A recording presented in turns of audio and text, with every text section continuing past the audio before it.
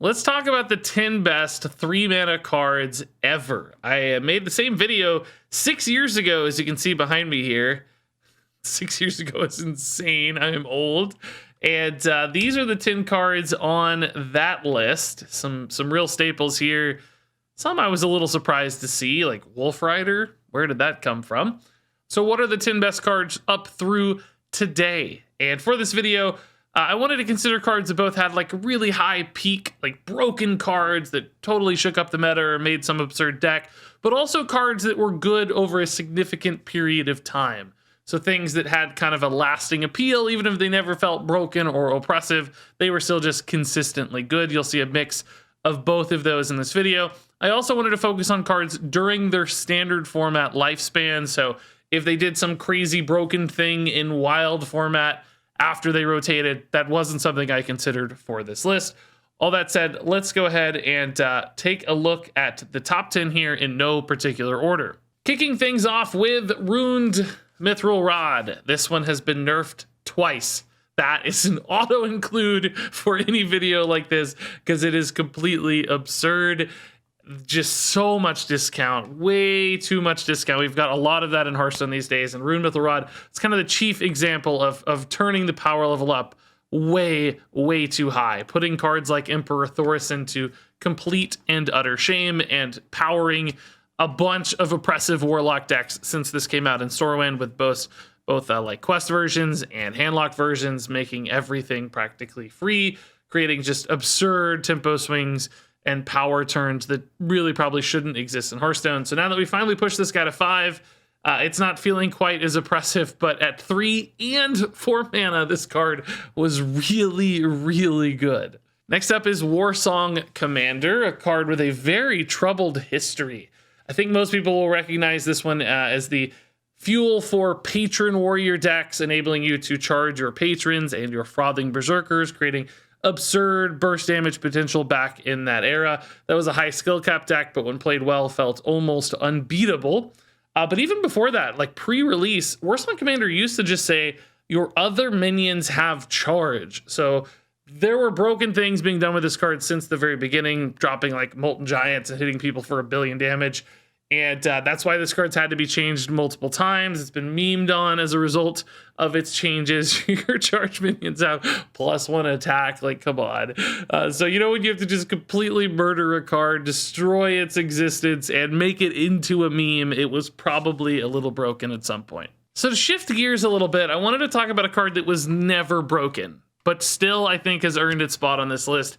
It's Acolyte of Pain, and I know there's nothing flashy about this card. You haven't thought about it or seen it in a long time, but for a very long period of early Hearthstone, this was the card draw tool that decks ran if they needed card draw. And it's laughable by modern day standards because we have such obscene card draw in the game these days. You just draw 1 billion cards for no mana, and this guy is this just measly little 1/3. It barely ever draws you 1 or 2 cards, but primarily for things like Freeze Mage and Control Warrior lists back in the day in particular, who had easy ways to sometimes activate this with like roll-in effects or ping effects.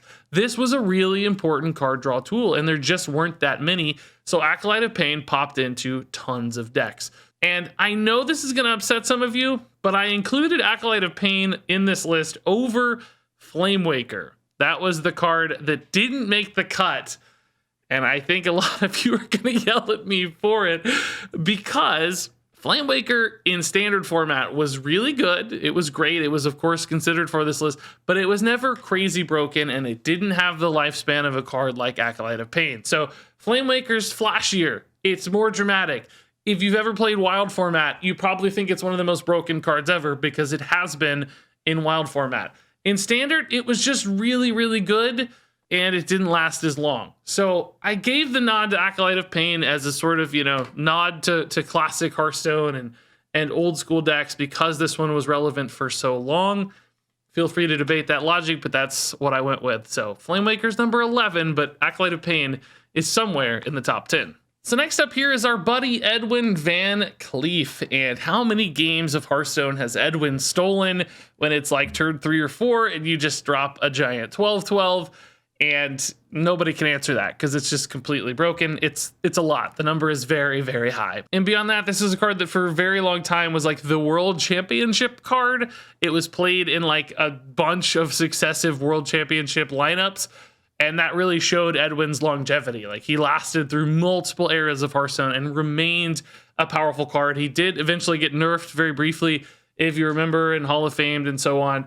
And we've kind of got a replacement Edwin in the game now, but doesn't quite live up to the OG Edwin because this card was very, very game-breakingly good for a long time. So next up is Altruist the Outcast, a card I kind of forgot was 3 mana.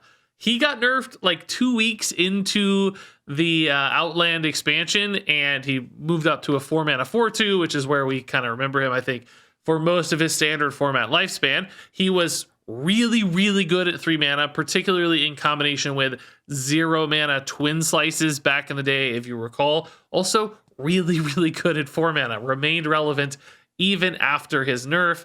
And of course, that's because he does something totally crazy. He is both really good at clearing boards, but then also just going face. So he can be both a recovery tool if you're behind, also a finishing tool if you're just looking for damage, and sometimes both. I'll never forget like Kibler getting blown up by one of these and having a meltdown of just how strong this card was. I think he like cleared a big 8/8 guy and also just dealt like 1 billion damage to face as well. And it was a completely reasonable reaction because Altruist the Outcast was totally broken. Next up is Ice Block. It's Ice Block. That's all you need to know. So next up, let's talk about our buddy Snip Snap, who just has this like incredible universality. He could be played in literally any deck, and he felt like he was at home. And if you looked, he had one of the highest played win rates ever for cards. Like, it just everybody played him because he's need a 3-drop. Great, pretty good 3-drop, right? A lot of stats on board. Need 6-drop. Great, maybe you can go wide, maybe you can go tall. Same thing for 9. Fill your board with stuff, or maybe make a giant threat, depending on what your opponent's doing. You got a mech on board, boom, he can be burst damage. And then, of course, his pairing with Ziliax was incredibly relevant because he could add some extra healing to Ziliax, and that gave every deck this kind of 1-2 punch of mechs that increase the magnetic value. So you play this ahead of Ziliax, drop the Ziliax on top, or sometimes vice versa. And it was just this really high utility play. So Snip Snap was just everywhere. He was synonymous with Hearthstone for his entire standard format existence, and I think you have to acknowledge that here. So next up here, I have Bran Bronzebeard, and I don't know if he actually belongs here or not. I can't decide. I felt like when I was looking through a list of 3 mana cards, I was like, well, you gotta have Bran. He's just got this crazy effect, and people love him, and he's good in Battlegrounds, which has no relevance, but is a constant reminder of just how crazy Bran can be. And, you know, like, of course, I had to include Bran. It just made so much sense to me. But then I started thinking about it, like, realistically, I don't actually know which decks Bran was some enormous part of. Like, what top of the meta decks was Bran really fueling? There might be some that I've forgotten over the years, but nothing came to me like top of mind. So I'm curious, does Bran actually belong here? Was he merely okay for a really long time and just like popping into tier 2 and tier 3 decks? And is he just more memorable than he actually was competitive from a high tier competitive Hearthstone standpoint? I'm sure there must be some deck that played Bran to great success, and probably multiple decks. And I'm trusting that fact, and that's why he's here. But I gotta be honest, I can't really remember them. And next up here, we have Animal Companion, a card I think was in every Hunter deck ever for its entire lifespan. Even Spell Hunters were able to run this one into great success. And of course, Face Hunters, mid-rangey Hunters, everybody loves Animal Companion because 3 mana for a 4/2 charging minion every time, 100% of the time, is really good. That's just really effective face damage in a class that historically loves going face. And since there are never any situations where this rolls a different minion that might be lower value, you know you're getting that charge damage, and that makes this a fantastically reliable card. So then finally here, for my last 3 mana card, it's Savage Roar, one that popped up on the old list, and I think has to be included here again. This was an incredible finisher for a very long time for lots of different druid decks, all the way back to Force Roar, combo druids, and then, of course, lots of token druid varieties throughout the year. This gave them the burst damage finisher that they needed to end games. And interestingly, we saw a tweet recently from Ixar that said Force Roar Druid back in the day in Classic was actually one of the highest win rate decks they've ever seen. Like, it might be the best deck ever in Hearthstone by win rate within its era, of course. And that makes Savage Roar stand out even more than it already did. I would have included it anyway, but I thought that was a really interesting fact that showcased just how powerful of a finishing tool this can be, because it wasn't only good back then, but it stood the test of time for quite a while. And yeah, there you go. That's the 10 best 3-mana cards. Here again is the original list. Flamewaker, I'm sure some people want to see. I thought a lot about Big Game Hunter as well. I think I had Muster for Battle in there for a little while, but I just didn't know it stood out quite enough.